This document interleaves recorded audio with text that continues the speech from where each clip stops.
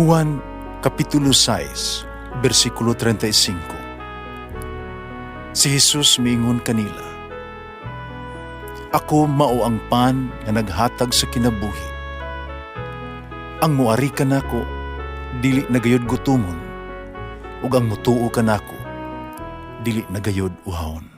Ang mga puno Pan sa kinabuhi.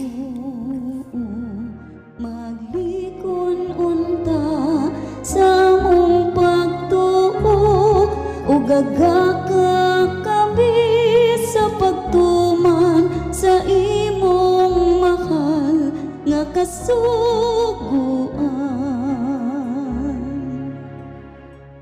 Ginumanaa kaninyo. Santos ng Ebanghelyo sumala ni San Mateo. Paminawa ang laing sanglitanan. May taong yutaan na naghimog parasan. Iyakin ang gikural. Naglungag siya gahong alang sa pigsaanan sa ubas. Ito kuran pag niyag bantayan. Gipa sa upan. Unya, may adto siya sa layong dapit. Sa ting-ani, ipadala niya ang mga sulugoon ngadto sa mga saob aron pagdawat sa iyang bahin. Apan gidakop sa mga saop ang mga sinugo, gibunalan ang usa, gipatay ang lain, ang uban gibato pagani. Ipadala na sa usag tag-iya, ang tag-iya nagpadala na sa laing mga sinugoon, ilang gihapong gidagmalan. Sa katapusan, gipadala ang anak sa nahuna na tahuro ni. Apang kakita gyud sa mga saop, nagkanahuna sila. Ang manununod ni ini, patyon ta siya, aron maato na ang katagayunan. Busa, gidakop niya, gidala sa gawas sa parasan, o gipatay. Karon usaon man sa tag-iya sa saop, inigabot na niya. Mingon sila, dili siya maluoy sa mga daotan. Pamatyon sila. Pasaupan niya ang parasan og lain na makahatag niya bahin sa tukmang panahon. Ug si Jesus mitubag, wala ba kamo nakabasa sa giingos kasulatan? Ang batong gisalikway sa magtutukod, mahimong batong sukaranan. Mauni ang binuhatan sa Ginoo ug natingala ang tanan. Busa, sultihan ko kamo. Ang gingharian sa langit, kuhaon kaninyo, ihatag sa mga tao, aron maghimo mamunga pag-ayo. Sa pagdungog sa mga pangulong pare, sa mga pariseo ni ining sa bingaya, nagmatkunan nila nga sila gipasabot ni Jesus. Dakpan utan niya sila, na panahadlok sila sa panon sa katawhan, nga nag-isip niya nga propeta. Ang Ebanghelyo sa Ginoo. Pasalamati ang Ginoo kay siya maayo, ang iyang gugma mulungtad hangtod sa kahangturan. Pasalamati ang Diyos sa tanang mga Diyos, ang iyang gugma malungtaron. Pasalamati ang Ginoo sa mga Ginoo, ang iyang gugma malungtaron.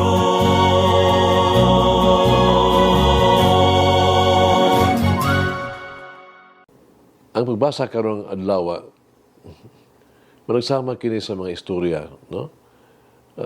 Diha sa Ebanghelyo, bahin sa pagpatay. Gikan sa basahon ni Genesis, atong nabasa kung sa unsang pagiha ang mga igsuon ni Jose nagkunsabo sa pagpatay kaniya. Sa kutong adto, ipaligya gina siya ngadto sa mga pagpatigayon, nung nahimo siyang ulipon, slave.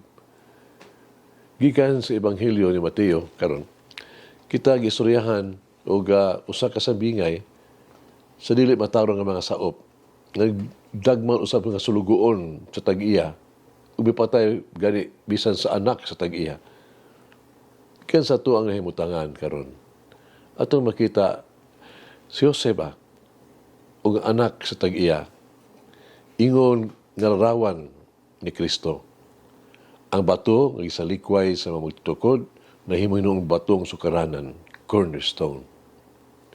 Ning panahon sa Kwaresma, magamalandong kita pag-ayo kung sa ang tuwag the price o sige bayad ni Kristo, aron pagtubos ka nato, aron kita maluwas. Sa lang ibahin, kita maningkamot usab, maningkamot pagluwas sa to ang kaugalingon, gikan sa kadaot, kalisdanan sa kinabuhi. Lahi kaayo sa gibuhat ni Jesus. Nga iyang giatubang gayud ang tanan nga kalisdanan o pag-antos bisan gani ang kamatayon. Aduha ka istorya, adunay malipayon nga katapusan.